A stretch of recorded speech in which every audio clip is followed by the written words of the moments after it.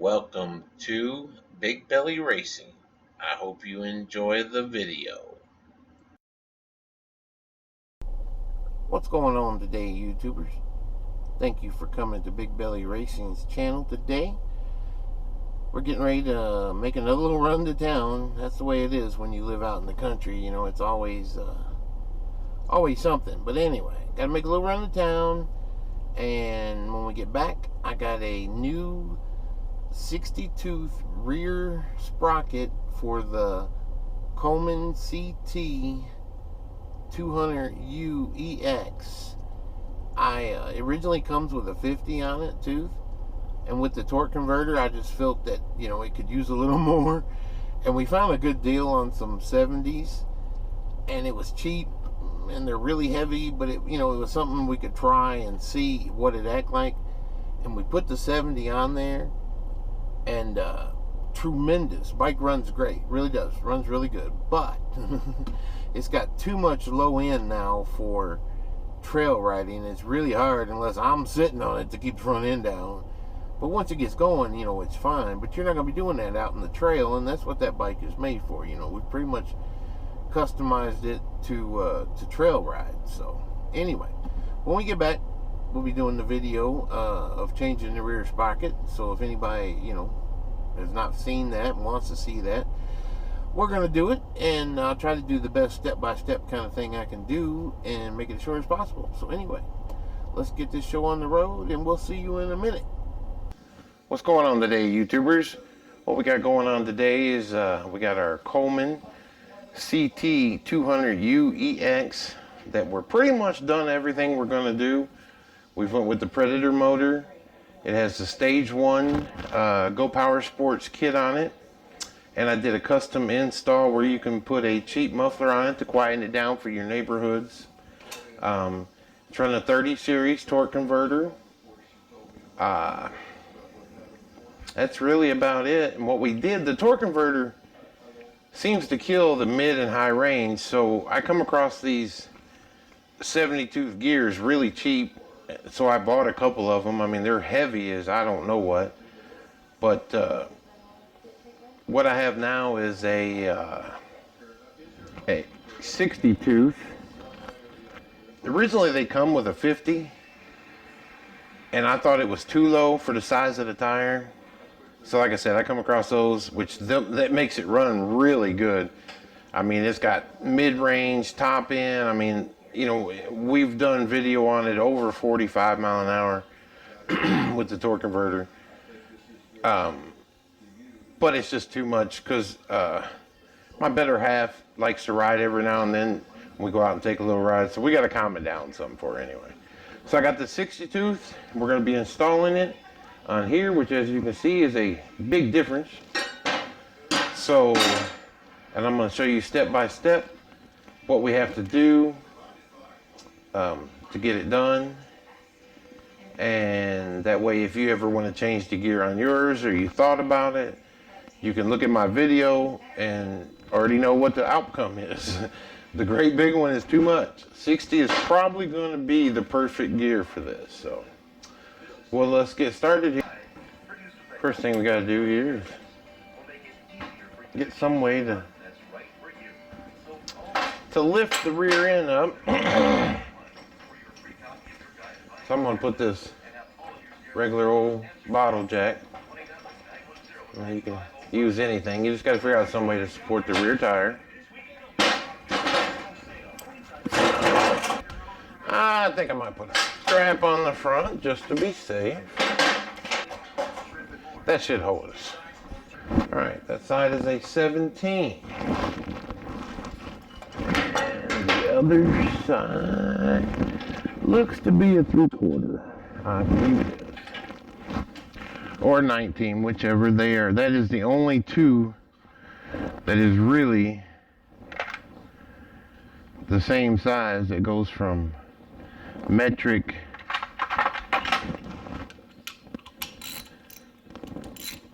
to American. A 19 and a 3/4 is identical. Starting on this side now, everybody, we have to take our tensioners loose here so they'll be free. You have to take your brake, where your brake is bolted to the frame right here, holds it steady. We're going to take it loose. You don't have to take nothing else apart, because when we drop the wheel down, we're probably going to jack it up a little more now that we got our strap down. But when we drop the wheel down, we'll have enough slack.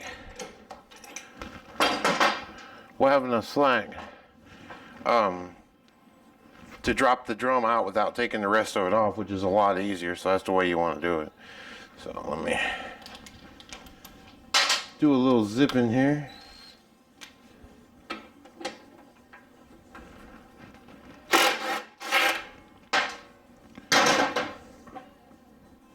Okay, we got that loose. Well, let's get us a longer 10. So it's a 10 millimeter, and you want to back these off.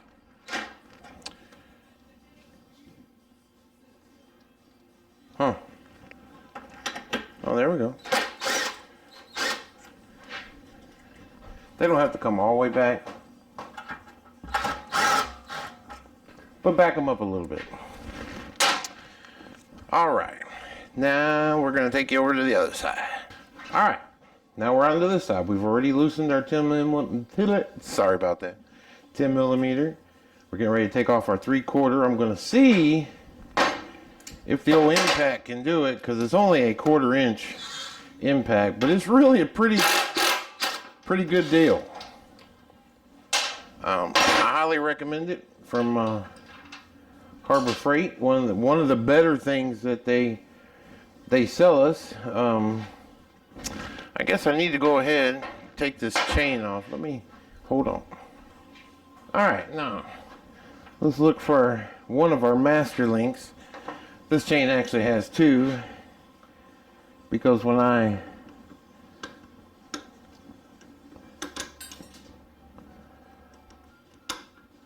put the 70 tooth gear on there, and that might be a 72. I might be wrong on that. We're just gonna call it drop the thing. All right, we're gonna let the chain roll off there. Alrighty, now we got to do is, well, you know what? We might not even drop the other side. I think we can sneak this bad boy out of here. And what I'm doing there, I'm sorry I'm blocking that, but I can't have, I just taking a 10 millimeter, my impact, and it's a 13 on the back side. And it was really hard getting them in there. We had a hard time.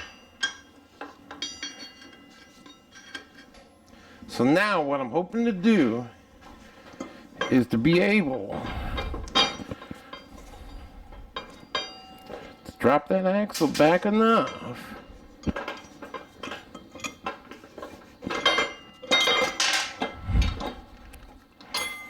get all the bolts out of it, and we sneaked her out just like that, and a spacer, but that's okay. And this one will be easier to get through because you got the bolt here. It will be nothing like trying to install the one I just had on, which was a real pain.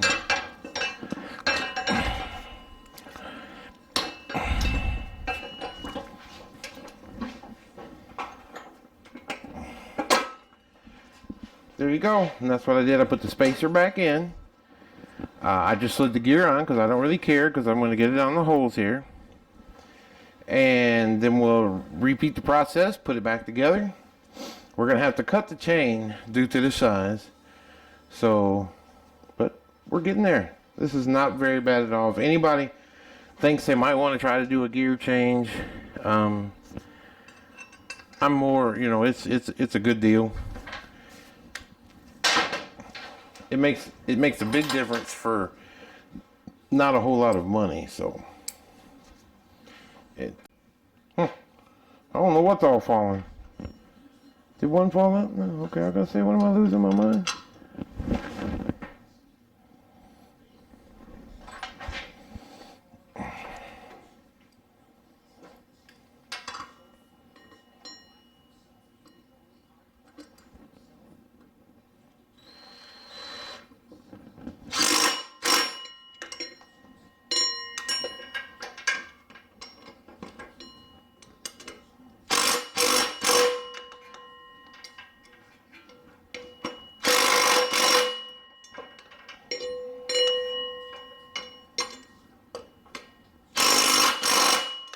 Alrighty. Now what we need to do, we can go ahead and put this back on. Make sure you got your washers out. Set the bolt back on there, just so we know it ain't gonna come off. We're gonna have to adjust it more than likely. Alright, we're almost done. We got our gear bolted up, tightened down. I just wanted to show you the difference, which this was the original. That's 10 teeth bigger. This is a 60. And this is either 70 or 72. It doesn't say.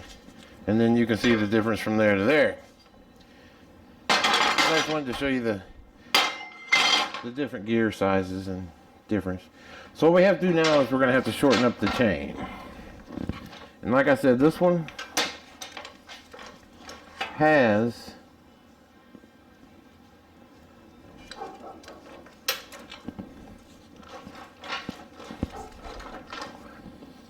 two master links where I just had added a piece. And there it is. We had to add from here to here when I went from the original to there, so I'm sure we're going to have to shorten this. So anyway, let's see what we got. We got our wheel slid all the way forward. I placed the gear, the chain on there.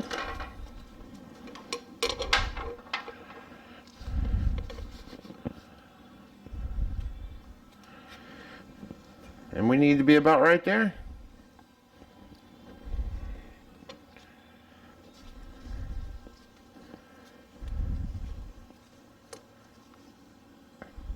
Just trying to get that to stay a minute so I can grab my chain brake.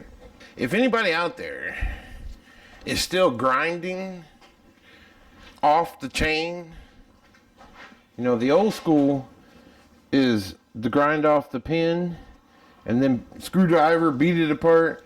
Amazon, $15. So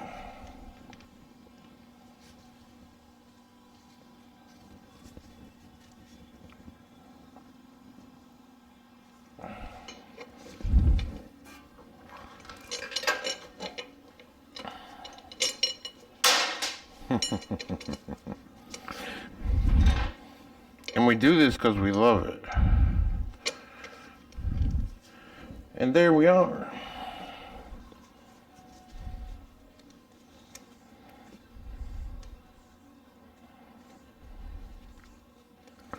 Reinstall your master link.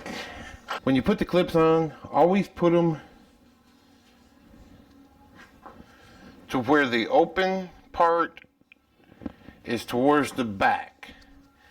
You know, so if it's running towards the clutch, you want it to go with the closed part. I know you can't hardly see that, but you want it to go like that when it's going towards the clutch. There we go. Alright, so now what we're going to have to do is adjust the wheel back a little bit, see what we got going here. We're going to have to go over to the other side too. And talking about your brake, you have to make sure you have this bolt in that's holding the brake steel, because if you don't have it in when you tighten the axle down,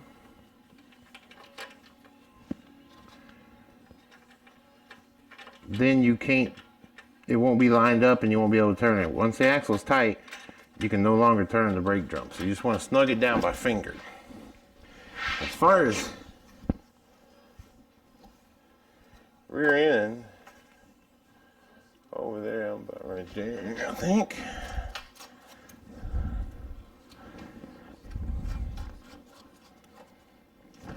I like to sit the rear end first, make sure I got them even on both sides. All right. Now, go back to the other side and make sure our gaps are even.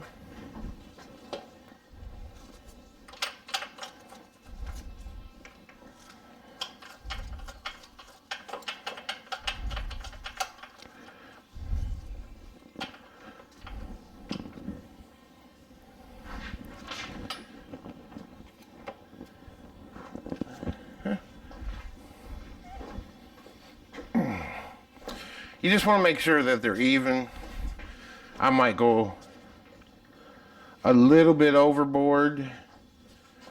So now all you got to do is take your 3/4, put it back on here, and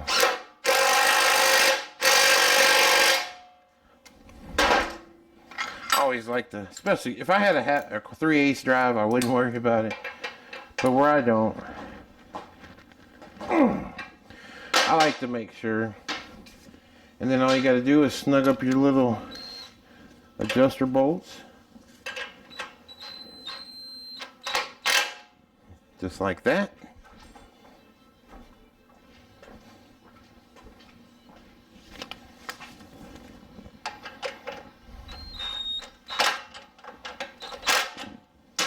Like that.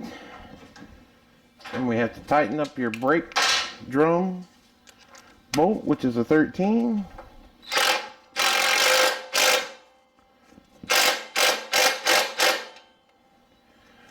And we got that tightened down.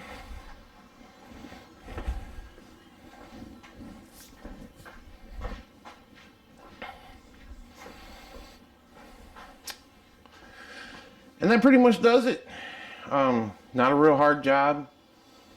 You know, in honesty, maybe 15 minutes if, you know, we weren't trying to film and you know, everything goes right. Well, there you go. Easy job.